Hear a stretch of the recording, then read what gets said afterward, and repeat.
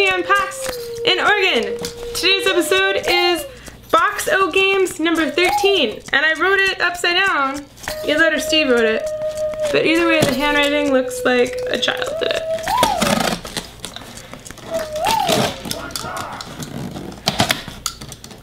This is a good box. This is a good box, everyone. Okay, so first off, our fillers. So our fillers in this box would be my Star Trek Attack Wing ships. So we have a Klingon ship, we have the Defiant, because you knows I'm gonna have the Defiant on. And then we have Enterprise something, bad Trekkie, worst Trekkie in the world, and a Klingon Bird of Prey, yay! It's gonna go over here. There's stands there and it's just Star Trek Attack Wing.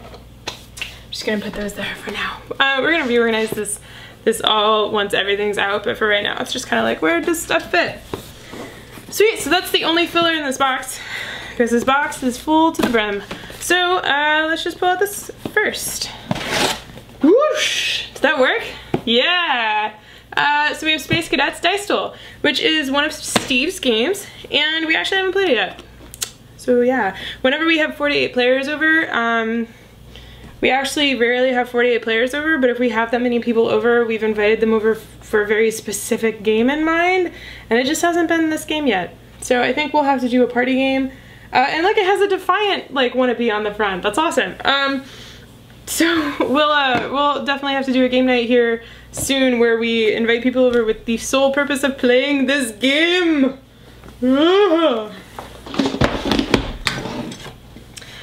Next up, Confusion, which is another one of Steve's games. This is a 2-player game, which takes 30 to 45 minutes. I've only played it once with Steve, but we really liked it. It's kind of similar to Stratego, where everybody's playing with like their pieces facing them, and you can't see the other people's, but you have these notebooks and you're trying to deduce whose pieces are what where while also trying to capture / kill certain people. So yeah, it's basically Stratego mixed with, I don't know, a benefit of knowing where and keeping track of who you think is what with some deduction stuff. So yeah, I really liked it. Stratego was one of those games that my brother and I played a lot when we were kids, and I think the next time Steve and I go to my mom's house, we will have to pull out my old copy of Stratego and play that. Next up, you can't really tell what this beautiful game is unless you know it is Euphoria. This edge is better. This is a worker placement game from, see, it looks like a giant book on the one side. It's a worker placement game from Jamie Stuckmeyer, and it's 2 to 6 players, about 60 minutes. I liked it. The art is super detailed. The component quality is really well done because this is a Kickstarter edition. I really liked it. We've only played it, I want to say I've played it 4 times, and it was enough for me to want to get a copy of the game. Well, I played it twice, then I got a copy of the game, and I've played this copy twice. But because it takes so long and it's not super amazing for 2 players, it just hasn't seen a lot of playtime. But yeah, that's one of the ones that I feel like I need to play it again and just really judge it against other games in that category to see if it sticks around. I've heard some people say that Viviculture is just like way better, so we'll see. We will see. Another game in Shrink. This is Tammany Hall. I got Tammany Hall based off of Board with Life's first episode because I just buy anything they tell me to buy. So also, I didn't actually buy this. This was a gift from my BGG Secret Santa in 2013. So this game's been in Shrink for a while. I really want to play it. It's for 3 to 5 players, which is one of the reasons we haven't cracked it and played it. Steve and I are usually pretty good about cracking 2-player games and playing them, and sadly we just need more players. Also, this is rated for 90 minutes, which means it'll probably take about 2 to 2.5 hours to play. But it's on the list. So many games on the list, don't I? They're all on some sort of list. Then we have Gravwell. Oh, it's sideways. We have our copy of Gravwell, which is designed by Corey Young. This is the first edition copy, so the box might look a little different than what you see on stores.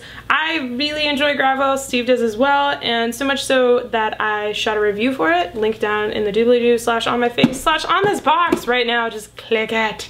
Gravwell is for 1 to 4 players. Takes about 20 minutes, 20 to 35 / 45, depending on how you're playing. But it's a really fun one where you are trying to escape some weird nth dimension, and you're doing that by slingshotting around each other by playing gravity cards. So yeah, I really enjoy this one, and it's quick, which is another reason why I like it, because you'll play it and then you'll just immediately be like, we're playing again. So it's a good one. Alright, last cable car. I know this game is basically out of print. I got it in a Queen Games Kickstarter, and I had to, they like did that thing where if you back this game, you can get one of the games from our collection, and this was one of the games, so I backed solely to get Cable Car because I heard it was really awesome. And they backed and funded, and then like 3 months later, they were like, oh yeah, we don't have any copies of Cable Car. Sorry. And all the people that had backed solely for Cable Car, there was like 60 of us, were like, no.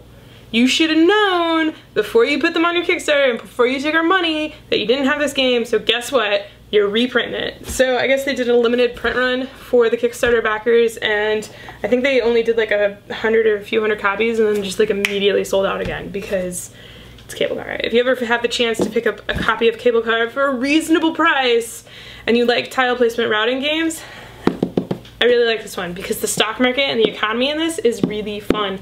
I actually did a review on this game as well while walking around San Francisco and at the Cable Car Museum in San Francisco.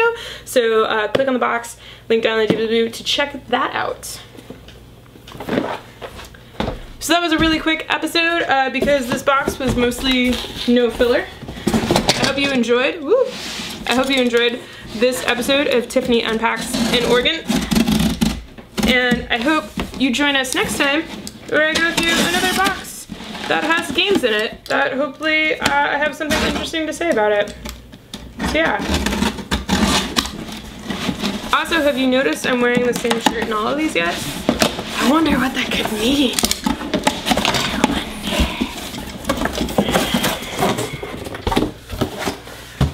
See you next time.